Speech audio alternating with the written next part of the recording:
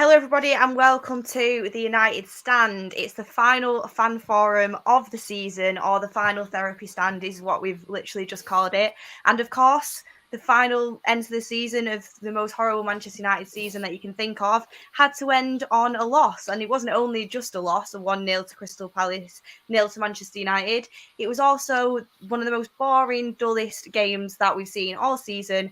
And Ten Hag must have been watching thinking, what have I let myself in for? I mean, we also got some good news is in Liverpool and not getting the quadruple. Manchester City have won the league. And unfortunately, we're nowhere in and around that level of talent, that level of determination to go out and perform the way that them two teams have. But at least it's not Liverpool winning, which is a good end to an awful season for Manchester United. But anyway, getting into the season, getting into the game today, I am joined by Kev, Holly, and Alex. Kev, how are you? I'm all right. I think you've summed it up beautifully there. I think you look at it, and today it's almost like, thank God that season is over. It really is, isn't it? It's just like we've got nothing to celebrate. It was in our kind of hands today, and Brighton have done us a favour, which I thought they would. Didn't expect United to win today as usual, and we move on, as Harry Maguire always famously says. Exactly. I mean, Holly, we were on the forum, we were talking about that. We actually think Manchester United are going to win this game to get Europa League football. We have got Europa League football because Brighton thankfully did us a favour. But, I mean, how did you sum up the game today, honestly? Out of the four games that were on, honestly, I was watching that one the least because it's just, there's nothing good about that us playing. There really isn't. We are terrible. Like, even Crystal Palace, I didn't even think were that good today. I thought they played so much better throughout the season, and they absolutely just walked through us again. We were awful. There's nothing good about us today. It just sums up our season. But I actually don't care. I really don't. Like, I'm not bothered at all. I'm just happy that City got the win over. Got the win and then stop Liverpool from winning the league. That's all I really care about today because I didn't expect Man United to come out and do anything. So I honestly don't care. I'm just so happy this season's over and we just put it behind us. Yeah, exactly. I mean, everyone's been waiting for this season to end. Alex, I think you're just absolutely buzzing right now that you can go and terror all of your Liverpool fans that you have on Twitter. I mean, how are you feeling? It's great to have you back on the forum. Yeah, how are you feeling after watching all them games?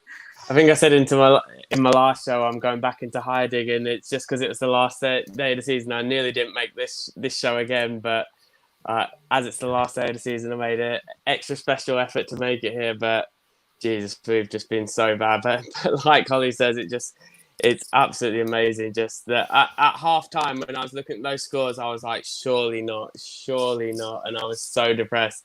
But as you all know how much of a shit talker I am, the amount of voice notes and stuff I've sent on WhatsApp to Liverpool fans, it's just made my day. Like, it's really depressing. I hope next season I'm not going to have to be watching these games and like cheering for City and stuff, and that hopefully I'll be able to cheer for my own team.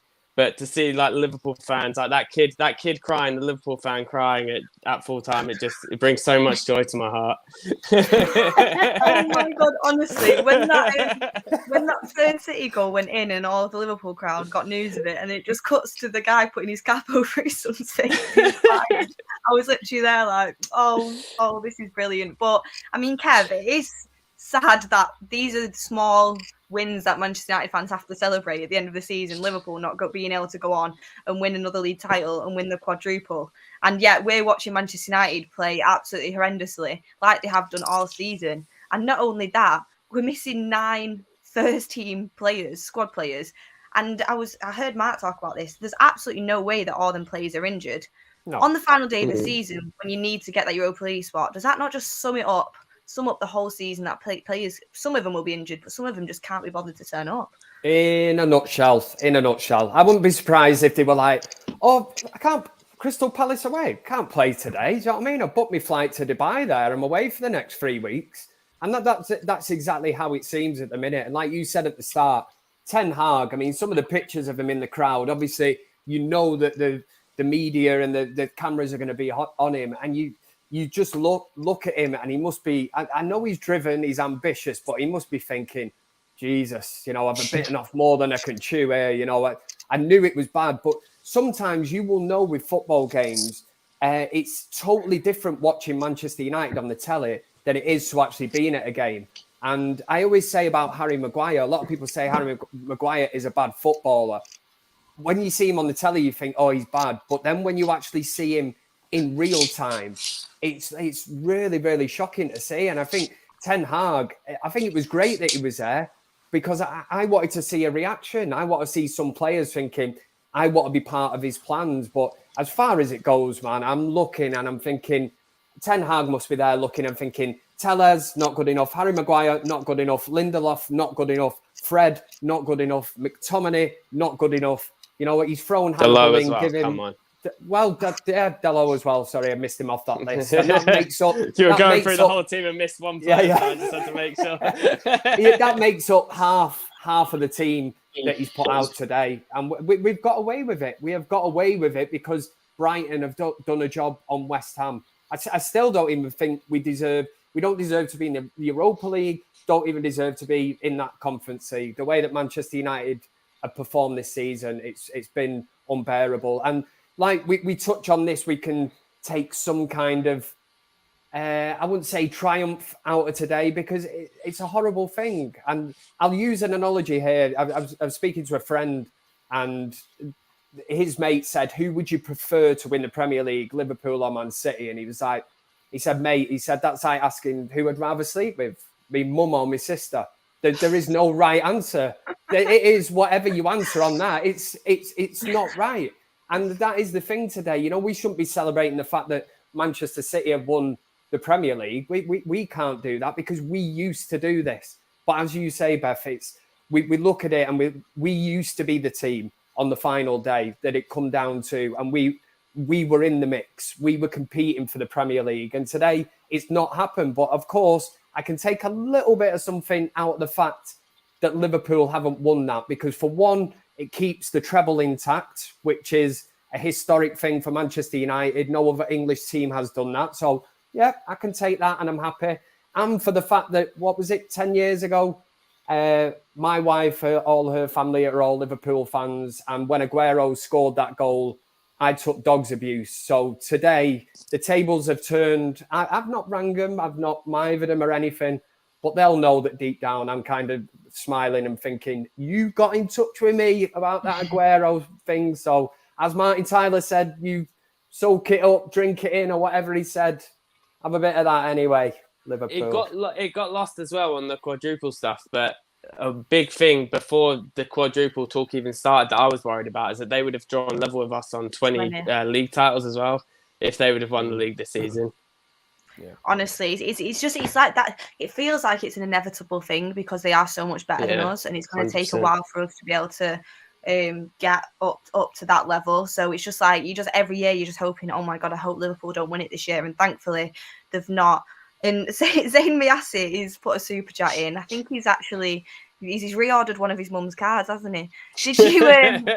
Did you see our masterpiece? Taste of things to come next season. Gabriel, Jesus, Saka, Martinelli will score more than the PSG attack.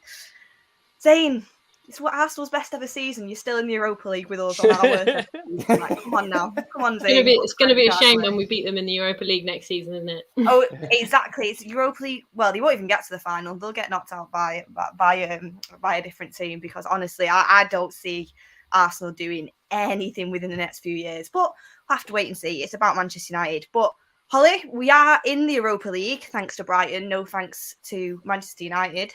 That will allow us to attract more players. I mean, God knows if we'll be able to attract many players playing like that. I mean, Ten Hag's got a lot of work on his hands.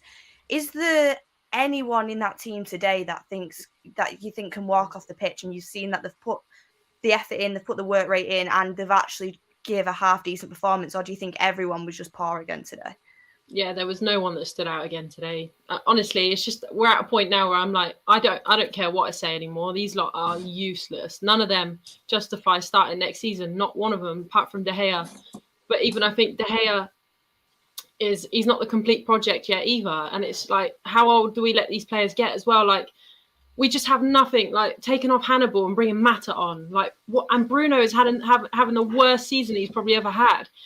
Even the decisions made today, the starting lineup, I didn't agree with that at all either. It's just it's all coming to this big, massive climax. And like, luckily today it has finished, but it's just been getting progressively worse. It's like, can we outdo ourselves like we did last week? Can we be any worse than we were last week? But they can every single week. And surely, like, even our predicted scores and stuff, I'm like, surely we'll win this week. Like, Brighton smashed us 4-0 last week or the week before.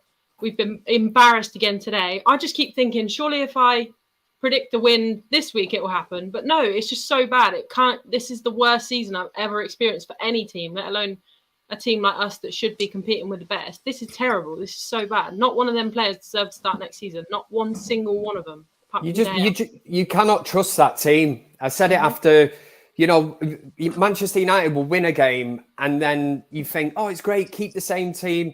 No, it needs ripping up completely, because this team, you cannot trust them. You could not trust them as far as you could throw them. There's so many players there that have checked out. I've said it so many times. There's players there. I will use this analogy. Anybody that watches the United stand will know they might as well have been running around with flip-flops and, inflatable bananas under their arms and all that. The sombrero on today. So many players have checked out. And that's... It's a worry, but at the same time, you think Ten Hag has overseen that today, watched it and gone, he'll know. Rangnick will be giving him all the information he knows on players that he can trust. And that is why Manchester United will be in the market for so many players this season. It's just, how many can you get through the door? And it's going to take time, isn't it? We're looking at the likes of Manchester City and Liverpool. We're years away from that. But one main thing would be changing up that midfield. McTominay and Fred, I'm honestly fed up of watching them two in that midfield. How many times have been on this fan forum and said, even Crystal Palace have a better midfield than us? A better midfield. You've got Conor Gallagher who would walk in. I've said it so many times. Aston Villa, McGinn would walk into our team. Same with even Leeds, who have just gone down. There's every other team in the Premier League has a better midfield than Manchester United. It's a massive problem. I agree with you, Kev, but Leeds have stayed up. They've not gone down. Sorry. To go down. Yeah. Just so we don't. That's what I wanted to happen. I'm sorry. Alex, I mean, Kev's right there. Our midfield is horrendous. Our squad depth is... It's really embarrassing. I mean, you look at the bench today, you've basically got the under-23 squad on the bench. I mean, you can't blame the youth players, because you know what? You've got to take any opportunity that comes to you. But it's unfair that they're thrown into their first team experiences during a time like this, because some of the players can't be bothered turning up and playing for Manchester United. And then when I was actually watching the game today, I thought everyone was poor, and by no means did I think anyone was good. But the players that stood out the most for me was Elanga and Hannibal. Both players that have come from the youth setup and who want to be getting into this first team. Yeah, they might not have the skill and the patience on the ball yet, but you can tell that they want to play for the club and they're actually going out there to try and do something. How important is the transfer market for Ten Hag? I mean, he'll be thinking about it now after watching that game. God, so important in terms of the youth. Like, I feel like the youth we should have probably invested in like earlier on in the Rangnick regime, purely because it was obvious after the players threw Ollie under the bus that they later on threw Rangnick under the bus. That one thing you get out of youth players, even if they haven't necessarily got the ability of the senior players, they are actually going to have the work rate. And the saying goes of hard work beats talent when talent doesn't work hard. And that is such a shining example of this season. When you see players like Elanga, really, in terms of talent, he should be nowhere near the United first team, in my opinion anyway. Like, when you look at even past youth players, that he who must not be named, absolute levels above him. Even Rashford, when he first burst on the scene, absolutely levels above him. And then you have players now coming through like Garnacho and then Hannibal as well, that you think that they do have the talent. And Ahmad as well, who's obviously not had the best of loan moves, but I think he is someone that could play a major part. But like you say, recruitment is going to be the main thing. But then the worry is now we apparently have 100 mil to 120, and then you have sales on top of that. But 120 mil in this market, especially with how we spend money, is absolutely nothing. And okay, this is a new era now. There's really positive signs with us sacking everyone and getting Richard Arnold in instead of Woodward, and we do seem to be making positive strides. But this is going to be our first transfer window that we're going to see, like, if we're going to actually take steps in this positive direction. Like my mate was saying to me, and I was actually guilty of it, that he said that all of us were like, oh yeah, we need to move in a new direction and not go for these big names. And then as soon as we're linked with De Jong, all of us are like, oh yeah, let's get him in, even if it's 80 million. And it's just all of us going back on what we'd originally said. And I was guilty of it as well, because I was one of the people saying like, oh yeah, we need to move away from our previous structure. But then when we were linked with De Jong, I was again saying, but it seems like another thing, especially with like how he could be another player like that doesn't necessarily want to come, but then it's like the Ten Hag effect. Does he want to come? But recruitment is going to come down to the most important thing. And it's like when Adam was speaking to Evra, was it yesterday or the day before, whatever it was, and it's like we need to get players that actually want to be here and die for the badge. But in modern football, I think that's such a big ask, and it's such a hard thing to find, like you said. And it's like what like players like Roy Keane and Gary Neville always say on Sky, like finding leaders. Even they always say that Man United lack leaders, but even finding leaders in like the modern generation is so hard to find. So recruitment is going to be the absolute key, even more than like tactics and stuff under the new manager, I think. Hannibal. Sorry, Beth. Hannibal's the one that you look at today, right? He had that cameo appearance against Liverpool where he come on, the game was kind of gone. But he's shown fight spirit and everything. You'd think, there's a Man United player. He's come up through the youth academy and he wants to be in that Manchester United team. Now, today, didn't think he was brilliant or anything, but you touch on a point there about leaders, captains, whatever. You could see that Wilfried Zaha was kind of in the zone where he's running the game, dictating the pace of the game from a Crystal Palace perspective. And then you've got that moment where Hannibal like kind of goes in on him. And I'm not condoning violence, but I think that's a great thing to see sometimes. Roy Keane used to do it. You know, he wouldn't have been knocked for it. It's almost like you put a bit of a reducer, go in. Yeah, he might have threw a bit of an elbow in, but he's letting him know he's there. We don't have enough players like that at Manchester United that have been up for the fight. And today, barring him, I mean, so many players just going missing, whatever. Honestly, it's embarrassing, man. Honestly, embarrassing. Well, that's the thing, like you just said, I like that from Hannibal. It shows like a little bit of something. It shows that you're bothered, which is just basically what Manchester United fans are wanting right now. Because I mean, it's one thing not to be good enough with your ability and not getting the results, but at least turn up and act like you're bothered. I mean, Holly, the player that I was looking at today that I just don't even recognise at the moment is Bruno Fernandes, one of my favourite players at Manchester United. And again, today, you see him, these balls that he's hitting to no one, nowhere. I think he was running out of his position a lot, leaving gaps in midfield, leaving gaps in defence. I mean, arguing with the ref, petulance again. I mean, Bruno Fernandes, when he first came to Manchester United, I mean, the season that he had and what we've seen from him in the past, it's just unrecognisable. Do you think he's in need of a new coach? And do you think next season he will be able to turn it around and we can see the old Bruno? Or do you think that Ten Hag's not going to put up with... He's just not disciplined, is it? Yeah, it's like he's thrown his toys out of the pram a little bit now, because he obviously, the bounce of a new club, and when he came to us, he lit a match for us that eventually got us to go and get top 4. But it's like eventually that match will of course burn out because we don't have enough of that around the team to be able to carry it through to the seasons afterwards. But he definitely needs someone to just come in and tell him what to do, because I feel like at the moment he's trying to take on that responsibility, and we're just, as fans, we watch it and we think, just keep it simple, don't overcomplicate it, do what you do best first and then worry about other people. He's on and he's moaning at all the players, especially the younger players. That just winds me up, because we're looking at these younger players now at the back end of this horrendous season that we've just had, to get us out of a dark spot, come out there and show us more heart than anyone ever has done in this season anyway, against Crystal Palace when it's a nothing season and we need a win. We're looking at youth players that haven't had a look in this season. Bruno's looking around at them and moaning at them. these boys are not the people you should be moaning at. You should be turning around and moaning at the big egos that you walk in and out of the changing rooms every single week with.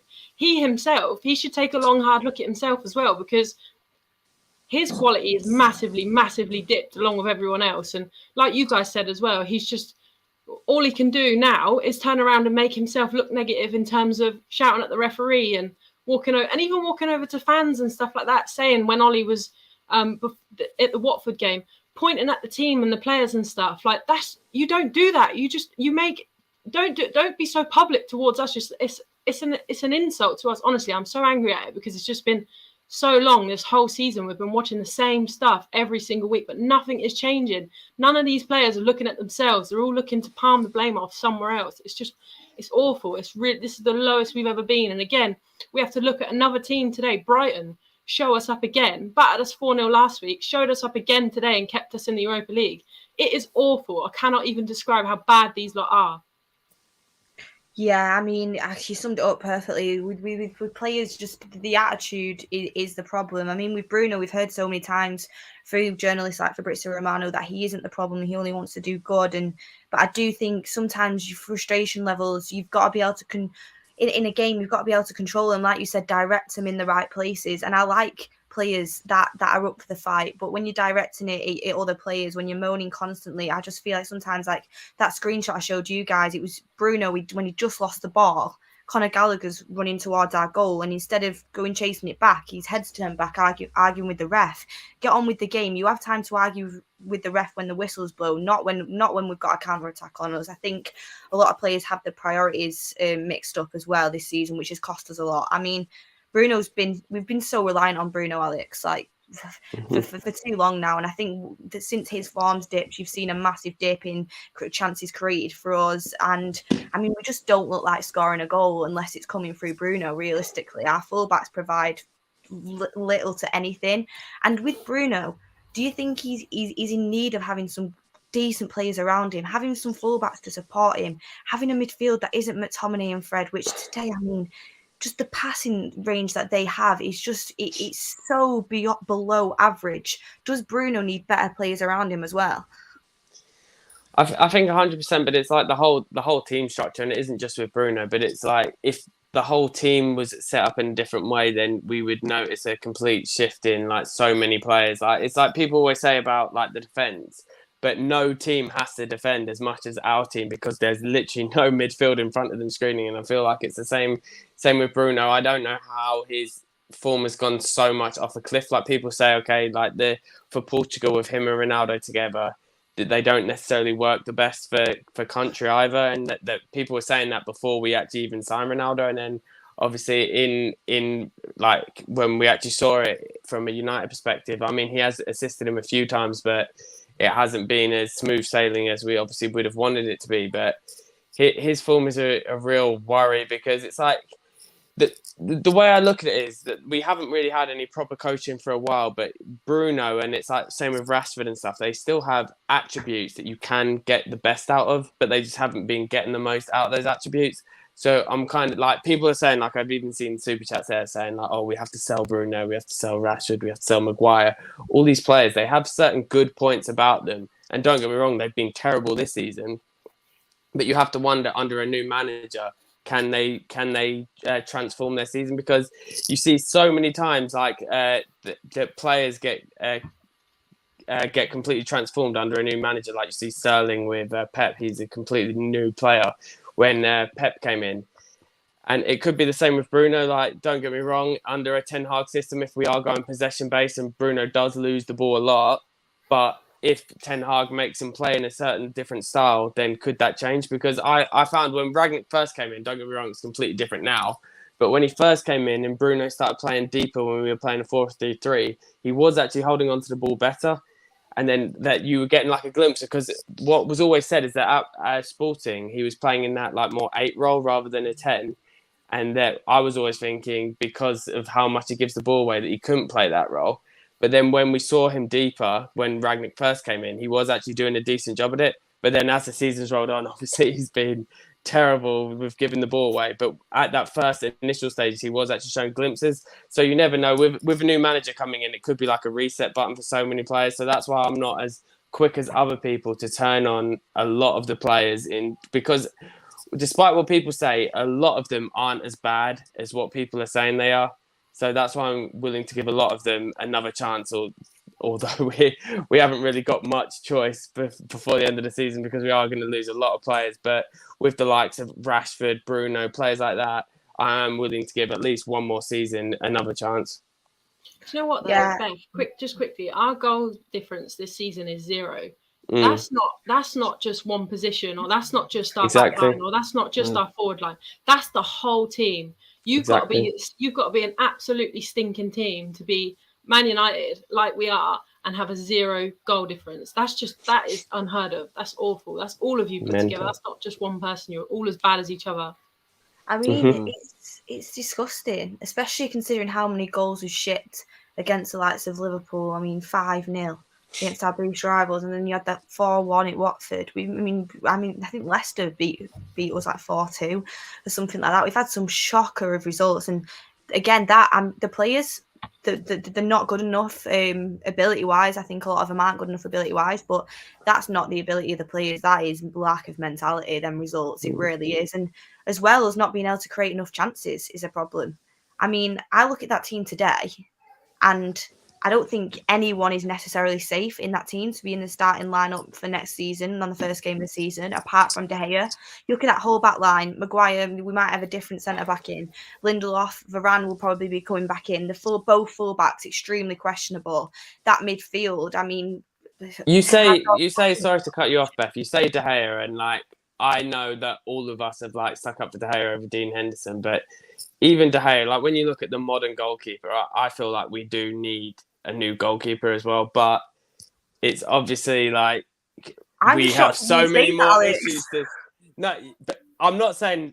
Don't get me wrong. I've always said not Henderson, but I'm saying I think we do need a goalkeeper. But then it's like you have your list of priorities, and it's like where does goalkeeper come on the priorities? But he is definitely the goalkeeper is definitely a priority. I saw a list today of like high claims or something, and De Gea was 23rd in the list. And when you think there's only 20 teams in the league, that means that there are backup keepers that have come in and claimed more crosses than he has, which is just an absolutely shocking stat. And it's like, I feel that I am loyal to like De Gea because I remember him like back in the day and like winning a league title with him, and he's been like our keeper for so many years, and that's why I do have loyalty to him.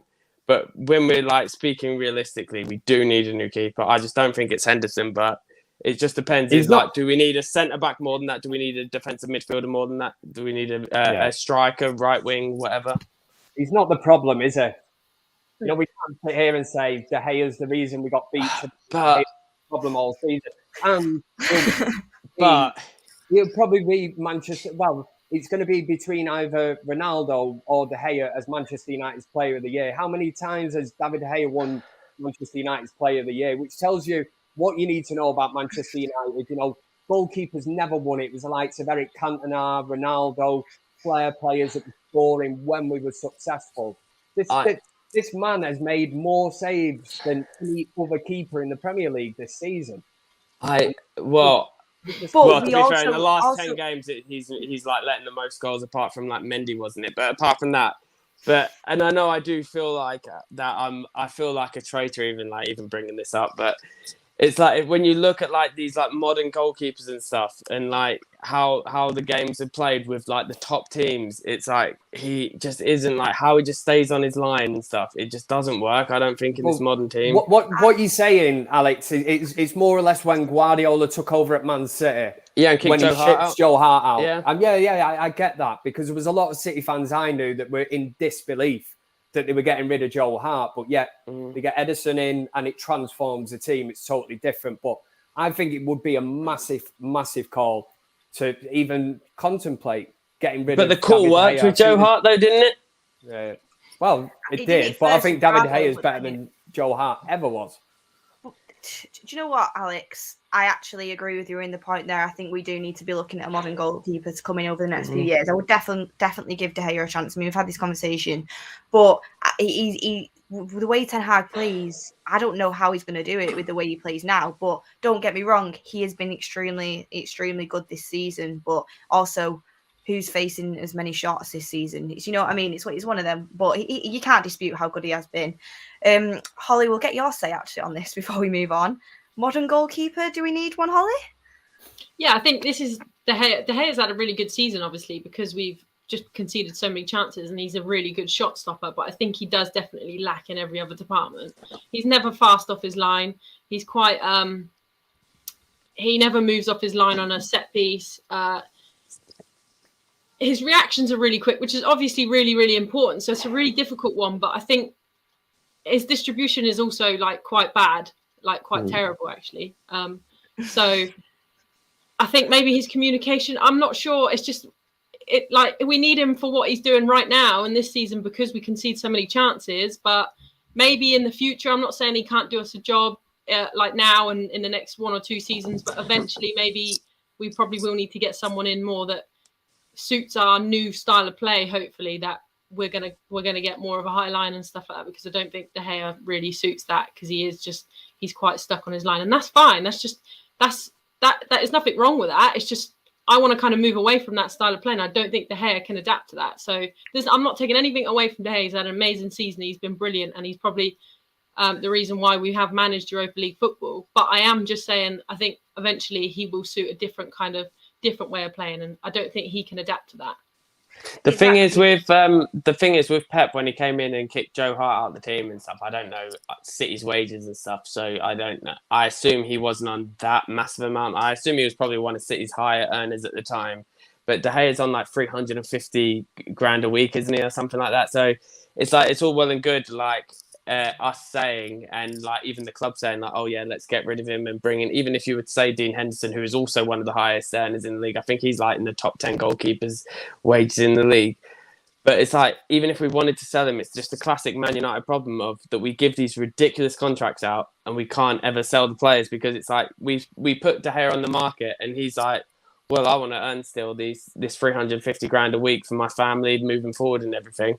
So I'll just happily stay here and sit on the bench for this amount of money, and we're not going to be able to shift him. That's the problem. That's not De Gea's fault, though, is it? Of course not. I'm saying I was going to say, wrong. I'm sure at the same stage when Phil Jones was like, oh, we're going to offer you 120 grand a week, and Phil Jones was like, well, I've not played for the last 6 years, you know. And, but I'll take it. Yeah, but we're going to give it you. You know, we want you to stay. You'd be like, sound, I'll have a bit of that. For me, the problem is not David De Gea. You sort out the defence. If anything, where's the protection? Any great team has a defence in front of him, you know, and we can go on about David De Gea. He doesn't. What's Dean Henderson got over David De Gea? He can he probably speak English better. Maybe he's a bit vocally better. I agree with you in the sense, Kev, that 100% our whole team needs sorting out before we look at the keeper situation. But if we're going to be playing a high line next year, pushed up, David De Gea sat on his line isn't going to work. He's going to have to move up the pitch. And then when the ball comes over, he's going to have to be a sweeper keeper. He's going to have to be able to distribute the ball with the ball at his feet. But I assume Ragnick would have wanted him to be that, and he isn't going to do it. So he's not going to do it for Ten Hag either. Well, we'll just have to see what happens. I mean, it's going to be interesting. I definitely think he'll start the season, and I hope he can adapt, because, like we all said, he's the main importance of the keeper is the shot stopping, and that is unbelievable. But there is aspects to his game that definitely needs to be improved, and it's going to be interesting to see whether it works. I mean, Kev, Donny van der Beek scored today for Everton. I mean, he did get battered, but he scored a goal, and he's just come back from injury. He scored a goal. He's going to be coming back to Old Trafford, working under a manager that he's worked with before, working with a coach that he's worked with before. Do you think that Donny's going to come back into the team? Do you think that solves a little bit of our midfield issue? As in, like, we know we need to invest in midfielders this summer, but having him back, it could be like a new signing under Ten Hag, realistically. Exactly how you've just said it. That's the way I look at it. It is like a new signing. And the main thing with Donny van der Beek is he's had limited opportunities at Manchester United. I've never actually seen him have a bad game. And I've looked at him and gone, he can bring, you know, good things to this team. But for me, with Donny van der Beek, he's grown up in the Ajax academy, and they play a total different style of football at Manchester United. I mean, let us, you know, in the post or whatever, send a postcard in if you can actually tell me United's style of play at the minute, because Donny van der Beek must have come to Manchester United and there is no system. So Van der Beek, when he was at United, kind of looked like he was just running around, looking lively, having little maybe impact on a game. But under Ten Hag is going to be the moment of truth, because there is a lot of people that say Van der Beek isn't cut out for the Premier League football. It's too quick, too intensive. The Dutch league is his kind of standard. Now, if Erik Ten Hag comes in and brings Van der Beek in and he can't get a tune out of him, then you will look at it and go, well, maybe it is English football and the speed of the game, it does not suit him. But I think it's like signing a new player, bringing him back in. And I think Erik Ten Hag will get the best out of him. And at the minute, we're discussing about Bruno Fernandes, the massive drop-off in levels that he's had. And you can look at statistics. I think Bruno Fernandes, he's created more chances than what Kevin De Bruyne has for Manchester City this season. When you look at that and you go, and you start to look at it and how it's all broken down, and you're like, so, Bruno Fernandes has created more chances, but Donny van der Beek's kind of best position is a bit further forward. So, is he going to be kind of looking at maybe, I don't know, is it controversial to say that possibly in a Ten Hag system that Erik Ten Hag might look at taking Bruno Fernandes out and go with a player that he actually 100% trusts? And I think that's what it comes down to at Manchester United. I said it earlier. You can't trust a hell of a lot of these players. You're not getting a tune out of them. How can you trust any of them to go out and go, right, you're in a battle here, you go out and fight for everything? You're not getting it. Too many players just snakes, they're just hiding away and you don't get anything from them. But from a Ten Hag perspective, he'll be thinking, I've worked with Donny van der Beek, I know what I can get. This is probably the reason he wants a De Jong, why we're being linked to certain Ajax players, because he can trust them 100% and he will know exactly what we get from him. It's the same with Timber, who we've been linked with. It's players he trusts in any walk of life. It doesn't matter whether you work in a call centre, on a building site. If you're the manager and you know that somebody can lay, 1,000 bricks a day, I'll get him in. Why would I want somebody that's going to arse around, listen to his iPhone all day or whatever, tunes on his iPhone, laying 10 bricks? I'm not getting anything out of him. I need to get somebody in who I know I can trust. That's the way I look at it. Do you think it's the start of, say, if we've obviously been linked to Timber and De Jong, you get Timber in, Ten Hag's worked with him, he knows his system, he knows his coaching under Ajax, potentially looking at getting De Jong as well, who, same thing, worked with him at Ajax, knows his coaching, knows his system, and then Donny's coming back as well, who's worked under the same regime. There's 3 players coming in there to the club that know Ten Hag, knows the way he likes to coach players, knows his training regimes, friendly with the manager. Do you think that kind of gets the dressing room in line, Holly? Because these 3 players are going to come in, they're going to know Ten Hag, they're going to be like, automatically, it's like you think, possibly become like the favourites because they already know him, they've got a relationship with him. Does that put the dressing room in line to the fact where the dressing room is going to have to be like, oh, wait, we've not got our clicks now. We've not got our player power. We're actually going to have to follow the lead of what's going on here, and we're going to have to train hard and get in line and listen to this manager. Yeah, definitely. They'll be scared, them players, because they'll see the amount of players coming in and they'll know how familiar Ten Hag is with them.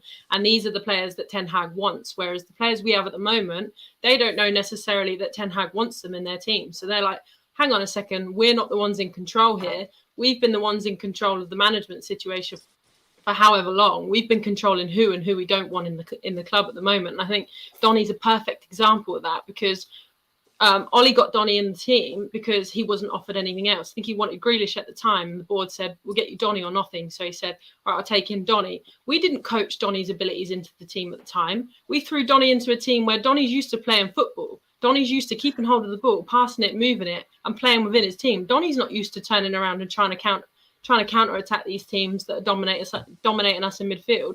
It's not fair to bring a player in like Donny, who's wasted two years of his career now, who is technically able and was nominated for a Ballon d'Or at the time we did bring him in, to come into a team like Man United, be thrown in. You've not actually told anyone what you expect of Donny. You've not told anyone how to play with Donny, and you've not told Donny what you expect of him. So this, like, Donny's brought in and he's trying to play his time at football that he's learned under Ten Hag in this Man United team that don't know what they're doing. So, of course, he's not worked. Of course, that's not going to work. We need to do better than that. We need to bring these players in, like Ten Hag is going to hopefully do, and adapt them to the way he wants to play, and say to these lot that we have, if you don't want to play like us, you're gone. These players aren't gone. I'm not sending these lot on loan because you don't want to play with them. You guys are the one that's going to go because we're all going towards this way of playing football, and that's that. That's no bones about it. If these lot don't want to play like that, they can go. The ones that we have now, the ones coming in, that's it. Absolutely. I mean, I just know for a fact you would not see Ten Hag in his transfer window bringing a player that is completely unsuited to his system and that he's not going to use and bench for 2 years. It just won't happen under a competent manager, whether it was the board, whether it was Ollie. But I completely agree with it. The signing was just like, it didn't make sense. Well, he didn't play him barely because he didn't fit the team, and he was just two completely different styles of play. Absolutely. And the way that Ten Hag's moving towards, finally, he's obviously going to get a chance to show off his capabilities in this Manchester United side, hopefully. I mean, Alex, you look at other options we've got, like Diallo on loan, Garner on loan. Do you see any of these loanees coming back and getting a chance under Ten Hag? Because, I mean, you look at Ahmad and it's like he's had moments, but it's not really been successful. Whereas James Garner's had a really successful loan. Nottingham Forest in contention to actually come up to the Premier League. So you could extend his loan for another year, get him used to Premier League football. Are these options that Ten Hag's going to be looking at to try and fill gaps in that squad? Because, like we said, we've not got an unlimited transfer budget. We have like what's already been said, like a load of players that are just an absolute waste of space. But then you have to also like question, like with Ahmad, he hasn't really been given like a massive chance at Rangers, so you have to like ask why really, because I mean I feel like I obviously haven't even watched Rangers games, but from when I've been following him, he has been giving in the odd goal and assist. I had a mate that was at the game. It was yesterday when they won the cup final, and I saw a few of the like passes that he made that was like decent. And he seems like I was like in a debate with like some of my mates yesterday. Like they were talking about like Alanga versus Ahmad, and I feel like Ahmad is a lot more of a talented player than Alanga. So then you have like that debate coming up, and would Alanga do with a loan or whatever, or are we going to be starting him again next season? And then like with Garner, like a lot of us thought when we loaned him to Forest that, oh yeah, this is going to be someone in the holding midfield area, but he hasn't been playing holding midfield for Forest. He's been playing a lot further forward. But a lot of people think because he's been putting up these numbers, they're like, oh, he's getting all these goals and assists at Forest, we need to get him in as our number 6, but he hasn't been playing number 6. So they think he's been playing like the Matic Carrick position and getting those numbers, but he hasn't been. So it is a hard one, but we're going to have to like supplement like the youth with the like starters, because we've seen this season so many of these players just are willing to just phone it in and just put no effort in. So it is really hard. But then I feel like United as a club are terrible at loaning out players. Like I feel like with Chelsea, like what we were talking about before we went on air about like Conor Gallagher, but then likewise with I can't remember the Saints forward who Chelsea loaned out as well, but Chelsea are always yeah. And then likewise with Reece James when he was at like Wigan or whatever it was, Chelsea always seem to make the right ideas with their loan moves, and United always seem to make the wrong ideas. So I feel like with Garner, how he's done this season, he must be better than McTominay, really. I don't know. We're going to see, obviously, in pre-season and stuff, but I'd find it hard to, like, believe that McTominay would have done better in that Championship side. So, like, players like that, but it's like, is he going to be that much of an upgrade, really? But it's going to... The main thing with Ten Hag is that are people going to give him time? Because I know with this fan base, because we're so impatient, and don't get me wrong, I am impatient at times as well, but are people actually going to give him time? Because I feel like this is going to take at least 2-3 windows to turn around, like summer windows, and because it needs to be recruitment, that is the key point in all of this. And I feel like people, like you were saying about Van der Beek, he actually could be a good option to bring in, but then it's like with him and Bruno, it's like they're completely different type of players. And then it's like, who do we bring in that's at number 6? Because you have what's Chunamane? Is it called Chunamane? Tchouaméni. Yeah, Chouamini. And then like that was apparently like one of our main targets at number 6, and then that's lost. And then like we have so many like players that are just rejecting us because of Champions League. Like you had Nunes that's apparently rejected us because of Champions League, and then Rice, who's obviously been a long-term target, but it's completely out of reach now. But that would have been a complete waste of money anyway, even though he is a good player. But it's just recruitment is the absolute key to what we have to do. Yeah. I was going to say, recruitment is key, right? Because you can say there, and that's a great point about saying Ten Hag, will he get time? Will the fan base be patient enough? And I've said it so many times. If this guy isn't given control, if he isn't given the tools to do the job, what is the point of getting a Ten Hag? We might as well got a Pochettino. You know, bring him in, looks great, put the old fancy tie on, he'll talk a load of shite, sit there in press conferences, look really good. Won't win anything, but, you know, at least from a club PR perspective, he'll look great. But we should have just kept Ollie in that case. Well, there you go, yeah. Exactly. So what's the point of attracting Ten Hag to Manchester United, who I see as, in his age bracket, the best up and coming manager in world football? I think a Man City, a Liverpool would be interested a few years down the line if he was still available to take on the job at City and Liverpool, because he would inherit that kind of team. He'll bring that same brand of football. So why would Manchester United pull out all the stops now? Is it just to keep the fans happy or whatever? Because there was a few Twitter polls went out and everybody wanted Ten Hag over Pochettino. But the main thing is, if you bring him in, what's the point of tying his hands behind his back? How many managers have we had this with? You know, it's literally tying his hands behind his back, going, right, there's Manchester United, pushing him out into a pool. You know, he's not going to be able to swim. And that has happened to so many Manchester United managers. We've heard stories about Jose Mourinho wanted Van Dijk and ended up with Lindelof. You know, and this is the levels at Manchester United where you look at it and you go, how many players have managers gone for in the past where they've ended up with sort of about 5th or 6th down the line of what they wanted? You know, we want a Van Dijk, we'll end up with Lindelof. I wanted such and such a player. Even go back to the Louis van Gaal days. You know, Louis van Gaal has come out and been openly come out with saying that there was certain players he wanted, and Manchester United, that the board did not back him. This is the first manager now that I look at and I think he has to be backed. And the minute he's undermined, for me, I'd be like, what was the point of coming here?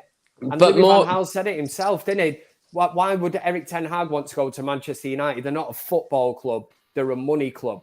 But more importantly than just like that, from the manager perspective, do you guys not, and it might be deluded, and like rival fans can probably feel like we're deluded from saying, but we have had a lot of false dawns, but like part of me thinks like this is actually a new era in the sense of, because we've just sacked everyone behind the scenes, which I think is even more important than the manager appointment. Like, I think Ten Hag will be a good manager, but the fact that like we've got Richard Arnold in instead of Woodward, and then we've sacked like Matt Judge, every single person, it seems like behind the scenes, all like the scouts and everyone, and that is the key thing, even more than Ten Hag coming in. I think that is the key thing that could, please God, turn us around.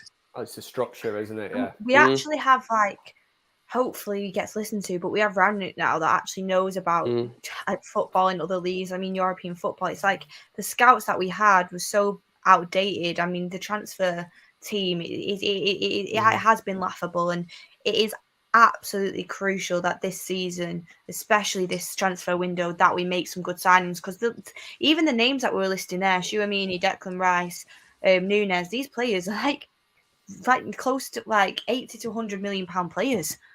And they're not exactly hidden gems. We've literally only got 120 million in the transfer window. I'm looking at a team today, I'm thinking both fullbacks need replacements. I'm thinking the whole midfield needs replacing. We need a striker. We need wingers. Like, we're literally there. Like, and then we were talking about the goalkeeper, which is like the last on the list. It's so from today as well. The entire front three needs replacing out of that front three. Honestly, it's so hard to know where to start. I'm going to actually ask everyone where they would start. So, do you know what, Kev? I'll come to you first, and I'll go round. You're looking. Say you got three positions. What are your 3 priority positions if you're Ten Hag now coming into the club? that you've got to fix straight away? First season, I think you need a central defender. I think you need 2 central midfielders, and that's if you're holding me to that and saying that there's only 3 positions. I think the main thing is 2 central midfielders. I think it would make such a difference. I always say to you, right, how many times I've been on here, I've even said today, I think, what's his name? Connor, who played for Crystal Palace today. Conor Gallagher. Conor Gallagher, sorry. Outrun us, head and shoulders above the likes of... And, you look to the first half today, Fred, right? He plays that pass into that left-hand corner, and the camera can kind of keep up with it. So I see him spray that pass, and then the camera sort of glides along, and I'm like, oh, somebody should be running on. Nobody there. And I'm like, what even possessed him to even think about playing a ball like that? I went, this is a professional footballer. And then you get the sort of pendulum swings in the second half, and he plays an amazing ball into Hannibal. If he gets his feet sort of quick enough, he could pull out a shot and maybe score a goal. And I'm like, that's Fred in a nutshell. It's like, and I think that needs breaking up for me. I said last season, one of the main problems was getting a central defender in. We got Varane in, his injury problems or whatever. Rip up the central midfield. Whoever you bring in, if you bring in, I don't know, Neves and Bizuma, instant improvement. You might be able to control a game of football. And Manchester United have not done that for years. We've been battered by Liverpool, Man City, and these are not physical teams in the middle of the park. They're just absolute, what the kids would say, ballers. People that can actually, yeah, it is so, isn't it? It's just people that can play football. McTominay and Fred aren't. Like I say, my son carries on playing FIFA and all that. Oh, he's a baller. And I'm like, what are you on about? And I'm like, he can play football, yeah. And I'm like, well, that's obviously not McTominay and Fred. They're not ballers.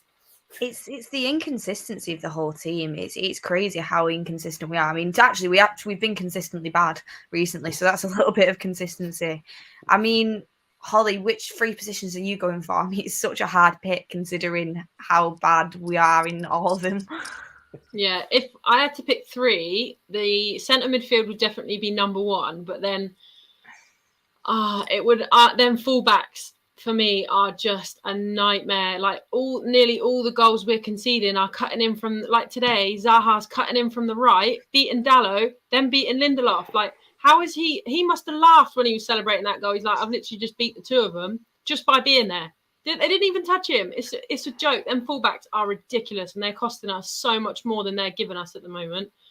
So that fullbacks position, I'm not sure which one you get rid of. Hopefully Tellez first, but fullbacks and then centre backs. We are that whole defensive line. I never want to see them 4 line up again. Honestly, I never want to see them 4. I don't care whether we see one of them next season or 2 of them. I never want to see them 4 together again. They're embarrassing. They are so weak, so weak. They might as well have just not been there. Our team sheet today is going to be, it's like, when they say like in like 5 years time, or it's not 5 years, probably like 2 years time, it's like, this is the team Ten Hag inherited. That literally is going to go round because I looked at that back 4 and then you look at the midfield as well. And you could even say the forward line without Cavani in it. It is bang average. Average. That back line is terrible. And I massively agree with you. Fullbacks, a massive problem. Zaha had Dalot. I felt sorry for him because it was embarrassing to watch. I mean, we know about Dalot's defensive capabilities and how he struggled with that. But the problem is with both fullbacks as well is they're literally providing nothing going forward. So you're not even getting the attacking qualities from either of them. And then you turn over to the City and Liverpool games and you look at Andy Robertson and Trent moving up into the midfield. And then you look at João Cancelo and it's like, it's different levels. And I do think that is a massive part of the modern game that we've neglected for quite a while now, 100%. I mean, it's hard to pick. Yeah. I mean, Alex, what 3 positions would you be going for? Let me preface before I say this goalkeeper. Oh my God! I agree with all of you that our fullbacks are terrible. Apart from Shaw, I actually do think Shaw is talented, but I think he just doesn't give a shit with any team he plays for, whether that's England, Southampton, United. He's always had issues about his effort that he puts in. But I would get a number 6, obviously. and another midfielder. And then I think a massive, massive issue is, and it wouldn't have been an issue if it wasn't for the ongoing court cases, but is that we need a striker as like an absolute main priority, purely because Ronaldo obviously has been amazing this season, but he's going to be going into being 37 years old.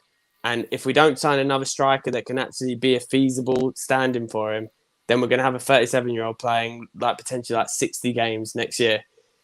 And so I think that is such an important thing, because Ronaldo obviously went on that drought from like January till whenever it was, like March or whatever. He went on like a massive drought. But then when he got back to being full fitness, then he was just unreal and like scoring hat tricks, braces, goals every single game. So with how we're playing at the moment, he is such a key part of our team. So we need to be able to keep him fit. And if we're going into the Europa League next season, then okay, Charlie McNeil, that is who obviously would be the like heir apparent or whatever to our next striker. But it's like the fact that he hasn't even got a game like today, even made the bench, makes me think how far down in the pecking order is he. And then I can't remember off the top of my head who is his strike partner as well, who's actually been doing really well. McNeil's strike partner. Hugo, right? Sorry. Hugo. Yeah. So, but the fact that neither of them have like even made the bench this season, like even towards the end of the season, is like should set kind of alarm bells ringing. But Rashford, I've seen so many times people have said, like throughout the years, even when he was in form, like that he's a striker, and he isn't a striker for England or United. He can't play striker. So at the moment, all we have is one striker in Ronaldo. He's 37 years old and he's getting these niggling injuries at the moment. And so I think that is a massive... It doesn't necessarily have to be like a first-choice striker like a Nunes or like some player like that. But we need like some backup striker that I think is like pretty much the primary position apart from a six. Yeah, I mean, with the striker thing, it's like, I'm looking at spending like 80 million on Nunes, and I'm thinking that is so much to spend on someone who is going to play second fiddle to Ronaldo. Exactly. Ronaldo's always going to be. If he's staying, and he's going to be starting every game he wants to start. He's going to be starting because he is Ronaldo, and he deserves to. So it's like, how do you attract? It's got to be the perfect partnership, really. You've got to attract a striker that doesn't mind learning off Ronaldo for a year and not playing as much game time. Basically, what they'll be is like the Europa League, FA Cup, and EFL Cup striker. Yeah, but who wants to do that? That he's also got the talent and he's good enough. I mean, the fact that City got the Alvarez deal done in January and we just sat around waiting. I mean, he could have been the perfect person, adapts to the Premier League, has got the talent there, young, up-and-coming striker. But instead, United, again, just on the back foot, getting beat to deals. And this is something we've really, really got to avoid. I mean, before we end the last therapy stand of the season, I'm just going to go round, actually. I'm going to ask you all. What am I going to ask you all? I was going to say the worst result or the best result of the season. But I was like... I can't think of it. We'll do both. Kev, worst and best result of the season for you? Oh, God. I can't remember last time we won. Best result. Exactly. I'm literally racking my brain for best. That's why I added worst in there, because I was like, if I do best, everyone's going to be just sat there waiting. Well, I think the worst must have been Liverpool, Old Trafford.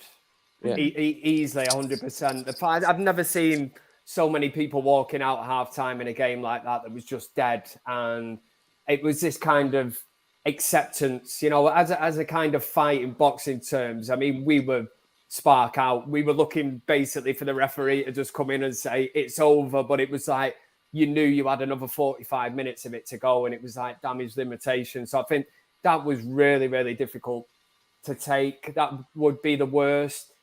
I'm really, really struggling to remember. You don't have to name one. I've got best. A great time. Go on, Alex. What's your best? I was going to say, and I don't even know if this is the same game. I'm pretty sure it is. But you know that Newcastle game at Old Trafford where Ronaldo's first game where he scored twice, and wasn't that the game that Varane came out as well? Or was that the Leeds game? No, Varane came out in the Leeds game, didn't it? Oh, okay, well, okay, then I'll still use the Newcastle game it was like everything was so positive, because I thought after finishing second last season, then signing Sancho, Varane and Ronaldo, and then Ronaldo on his debut scoring 2 goals, I thought 21 is coming, boys. Hey, you weren't the only one, Alex. we You weren't the only one. we talk about levels here, right? We're talking about the best result of the season, and Alex is going for Man United beating Newcastle at home. Doesn't that tell you everything, man? Alex is like, but to be fair, if you look back on this in 5 years' time, when I'm saying we beat Newcastle, whoa, Man United beat Newcastle. Yeah. Newcastle, the multi-time Champions League winners, Newcastle. Honestly, richest club in the world. It's scary what money's gonna do. It honestly is scary. I mean, before we go, Holly, best and worst. Best, I'm gonna say it's a tie for me between the Leeds game and Ronaldo beating Arsenal 3-2. That was a good one. That was a good one because they were just getting too big for their boots. Arsenal. It was just lovely for Ronaldo himself to just keep coming back at them. So they're my two best, and the worst. I'll say, because Kev said the Liverpool one, I'll say the Watford game 4-1. That was just because we were still quite. That was the biggest shock we've had, wasn't it, by Watford, by a team of that caliber. So I think that was our worst one because it was still pretty new then that we were terrible. So I'll go with that one. Yeah, I mean, we've had some bad ones. Brighton one as well last week. It's got to be up there. You were saying that was pretty new, but I remember the Norwich game fairly recently. It's we won the game, but they were pretty good against us, and that's a team that everyone just absolutely slapped, and that they were really good against us. So it's oh god, we are so bad.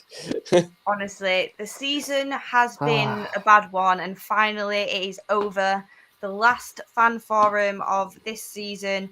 Next season, when we do our predictions, I'm gonna have to do my prediction pretty low down the league to jinx us the opposite way this time. Yeah. Honestly, I get people blaming me every day. You jinx us. It's not my fault, guys.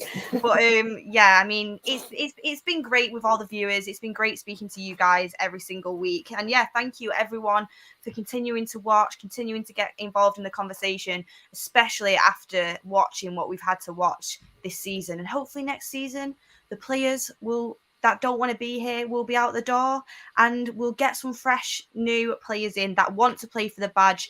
And next year we'll be doing a lot more wins on the fan forum. So, oh my God, that's taking me aback. Asking in the chat is just absolutely taking me aback. I mean, do you know what? Someone's got to predict it, but it's not good. I'm not taking one for the team this year, guys. So someone else is going to have to predict it. But yeah, thank you everyone for watching. Make sure you like and subscribe. Thank you, Kev, for coming on. Thanks very much, as always.